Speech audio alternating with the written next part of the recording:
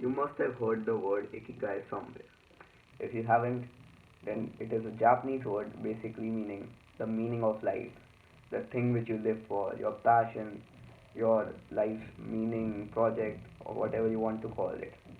But but no one knows how to actually find it. What is the journey to embark on if you want to find your life's meaning, your place in this universe? This book attempts to give a solution to that and showing us the Ikigai journey. The part 1 is Ikigai, the Japanese secret to a long and happy life. If you want to get an introduction of what Ikigai is, I recommend reading that book first. But this is more on practical advice instead of just theoretical. It is divided into three parts. Part 1 is a journey through our future, then a journey through our past, and then a journey through our present. Let's start with part 1, a journey through our future. Okay, so in part 1, a journey through our future, we would be traveling the Japanese bullet train from the capital city of Tokyo, going from station to station. And this is the whole format of the book, by the way, stations 1, 2, 3, 4, 5, 6, you get it. Station number 1, Shinkansen. Shinkansen literally means the new track line for the train that was being made, the Japanese bullet train. Because it was such a massive improvement of 100% speed increase, they literally had to redesign everything, including the train model and the track. Shinkansen in psychology means setting seemingly impossible objectives which you think you can't achieve at all.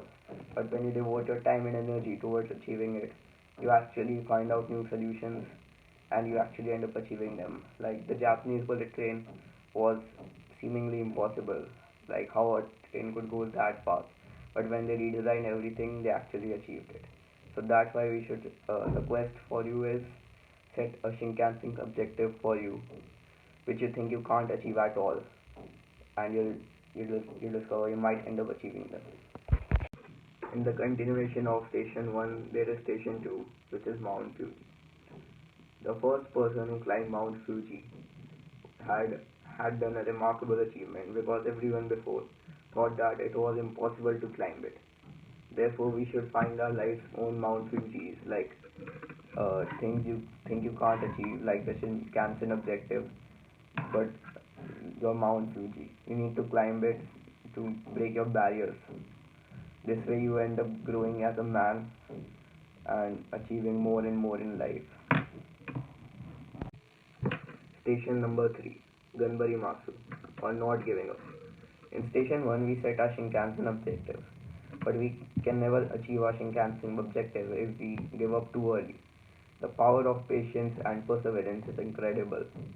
Only with patience and perseverance can we achieve anything. If we only have patience but we don't do any effort, then that will lead to a passive life. But with consistent effort, we can achieve all our goals and our Shinkansens. So do consistent effort, and to master the skill, you need 10,000 hours, and not just any 10,000 hours. You need 10,000 hours of deliberate practice. You need to challenge yourself regularly and get feedback so you can improve yourself regularly. And that we can master the skill. Remember, consistent effort is way more important than complexity and short-term effort. Station number 4, new habits.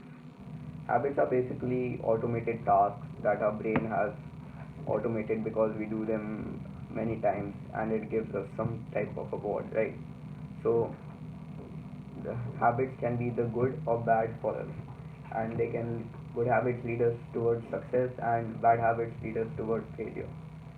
So it builds momentum in that direction at least. If you want to replace your bad habits with good ones, you need to replace it with a habit that gives similar reward. For example, if you like to eat a cookie in the afternoon to take a break from work or study, it gives you relaxation. It tastes good also, but the main reason is because you want to feel relaxed and take a break. So you can achieve a similar award by just going to walk for a while, and you can then come back to your work while feeling relaxed. It takes 21 days to cement a habit, so remember that. Station number 5, feedback. Feedback is very important if you want to improve in any field or skill or art, but it can be two ways. In case of other people, people don't like to be criticized. At least for most people, they will never implement it. They will become defensive. So just appreciate what's good about them, and if he is a good friend or she, you can give them some valuable feedback. But in most cases, people don't like criticism. But in case of yourself, always take feedback and implement and think about it at least. But don't take feedback from people who you won't take advice from because they are just giving it out of envy or jealousy. Ask specific feedback from good people, like ask feedback about some particular part of your skill, like do I play this chord well, am I good at this. Ask the SKS approach, which is what you should start doing, keep doing, and stop doing. This way you can get a detailed feedback from people, and don't take don't take feedback from people who will just give you general feedback like wow, you played so well. Just take feedback from your mentors, which I will discuss in the next station. Station number 6, senpai. Basically means mentor in Japanese. Putting a mentor in your life is the fastest and easiest way to achieve mastery of any skill or subject. A mentor provides you with valuable feedback, challenges you regularly, and makes you do deliberate practice, which I told you earlier was the fastest way to master a skill in your 10,000 hours. Station number 7, emulating. The whole message of the station is to steal like an artist. Every artist begins his journey by copying from the artists he admires, and when he masters his art, he is actually the one who ends up getting copied. So we should steal like an artist, and it is never copying. In Japanese, there's no negative term for copying.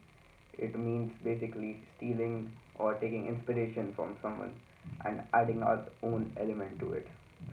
This way, we make something new and it could be even better than the original one. Station number 8, your element. Your element is basically the things that you love doing and the things that you are good at doing. Basically, both things are combined. It is your passion, the thing that gets you out of bed every morning. To find the things that you like doing, first you need to find the things that you hate doing so that you have lesser options to choose from.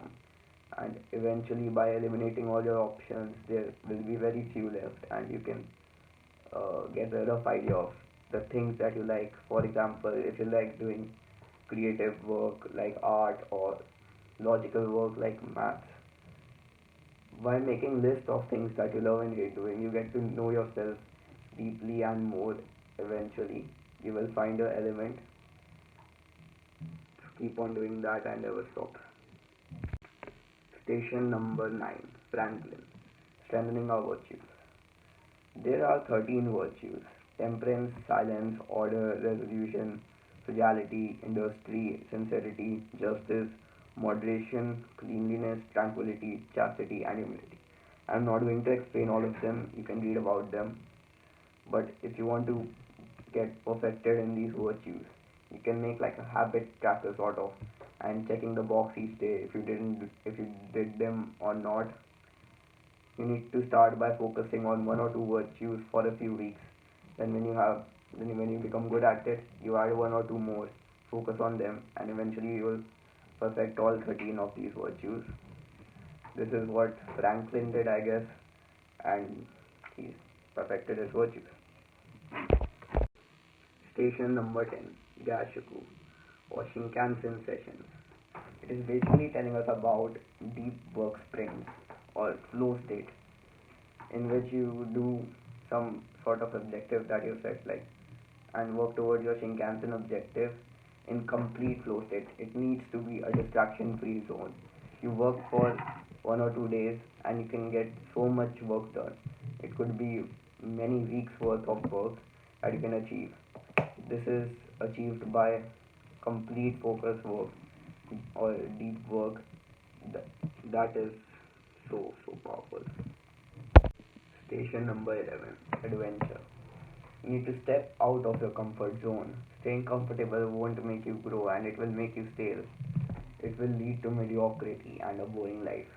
If you stay uncomfortable, that's where you grow and achieve more and more. It expands your comfort zone over time, so you need to get even more uncomfortable if you want to grow even more. Do things that you think you can do or things you don't like. This is a good example of this could be David Goggins. He experienced pain in his life a lot, and he did it intentionally so that he could grow from that pain. And he has like the biggest comfort zone of us all. And in the way of the superior man, there's a whole chapter on this, like stay on your edge and don't fake it. Station number 12, timing. This is all about the importance of time management and how we waste so much of our life's time in doing things that won't even get us closer to our objectives. The urgency importance rule is a very important rule. We need to prioritize important tasks over tasks that are just urgent and not important. So first need to the first priority should be the tasks that are important and urgent. Then we should do tasks that are important but not urgent, like working out, meditating. That is not urgent, but it is very important because that's where we grow and improve our lives.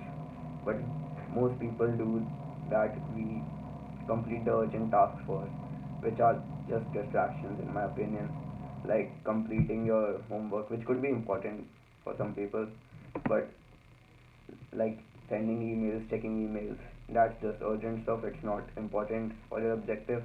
So prioritize the important tasks first before moving on to the urgent tasks. Dedicate most of your time to them, the important tasks, and do the hard work, especially when you. Station 13, Pareto. The Pareto principle is the 80-20 rule, according to which 80% of results come from 20% of the effort. So you should always prioritize the 20% of effort that gives you the highest ROI or return on investment. Less is more. Be in your 20% zone because that is where you will get the most done and most achieved. The rest 80% is just distractions, like doing the main deep work task. For example, for studying, it could be solving questions, and that will get you the most marks. So prioritize the 20%, don't chase the 80%, and never sacrifice the 20%. Station 14, the power of words. Words and names are very powerful. They can literally change or form our reality, or at least our perspective of reality. A written word is very powerful. When you use words that you want to be a reality or change your reality. Like use I'm going to instead of I wish I could, I wish I had. Instead of using I'm happy when, use I am happy. Instead of using I wish I could, use I am going to. You get the idea, use affirmative words. Another powerful tool is giving your projects memorable and motivating names. Like instead of just calling it study and studying for exam, you can name it like a project sprint or exam sprint, sort of like that. You can give it that way, you will be more motivated. And another example could be if you want to build a good body, call it project aesthetics or something. You get the idea. So yeah, that brings us to the end of part one, a journey through our future. I'll see you in part two, a journey to our past.